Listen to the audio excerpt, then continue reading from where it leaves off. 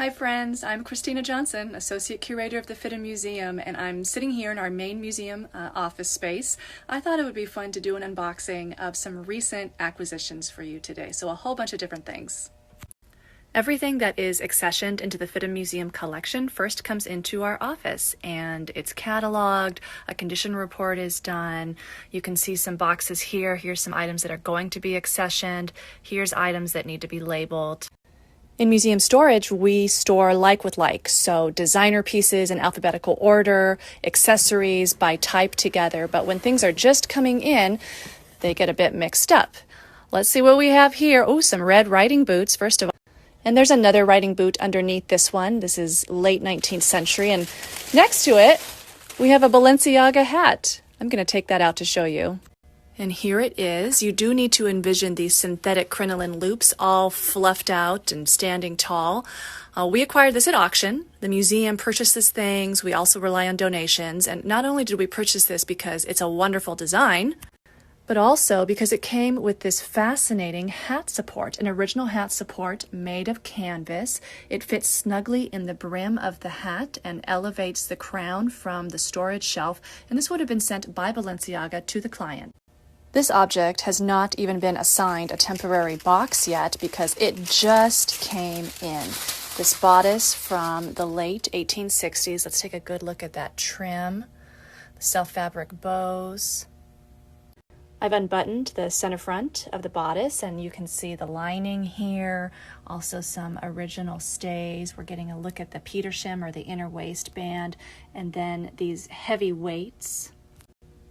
One more detail about this piece, the waistband is stamped in gold. Madame Vignon, a famous French haute couture designer of the mid-19th century, well known for supplying pieces to the wardrobe of the Empress of France, Eugenie. This woman's blouse is from Oaxaca, and it dates to the mid-20th century. It was donated to the museum. I'd like you to take a close look at this wonderful oversized floral embroidery and the ombre effect. Here's the matching skirt to the ensemble, and you can see it ties at center back. There's a little bit of the polka dot lining showing. The flower embroidery matches, and this piece is trimmed with quite a bit of cotton lace. This nylon dress is printed with golfers, and I'm going to pull this out and let you see the reverse also. It's pretty fun. You can see the reverse of the dress with the two golfers. I love their eyelashes. How do we decide what to collect? Well, we typically collect for specific projects, such as exhibitions, or to fill gaps in the collection. Hanging out in the same box is this waistcoat from the early 19th century. It's embroidered, and what's really neat is that the Museum of Fashion in Bath has an almost identical example, so there was either a pattern out there or a workshop producing these. Another recent purchase, this is a purse dating to about 1820, and the floral imagery is actually a theorem, which was a type of stenciling technique, oftentimes taught to young girls in school. This was acquired not only because of its bold design, but also because it came with two matching theorem-painted wristbands. You can see the hooks and eyes on the edge here, and these will be going into a future exhibition focused on folk art and fashion. Let's not forget about new acquisitions for our special collections, so things like magazines, fashion plates, photographs. I'm going to find something for you. We've purchased a selection of 20th century magazines to be framed for our upcoming touring exhibition, Sporting Fashion, Outdoor Girls 1800 to 1960. This Vogue magazine dates to 1939, and I love its striking photographic cover.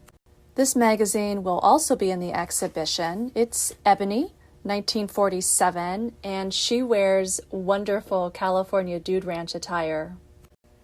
I know I could keep going all day showing you wonderful new acquisitions to the FIDM Museum's collection, but I'm going to pause on this little accessory ensemble by John Friedrichs.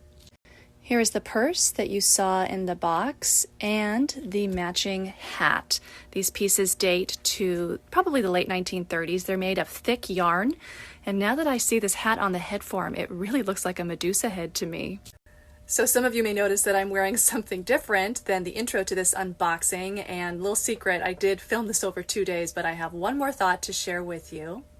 It can take time to process these new acquisitions into the database or release them online. So if you have questions about specific pieces or even questions about researching generally at the FIDM Museum, please feel free to contact us.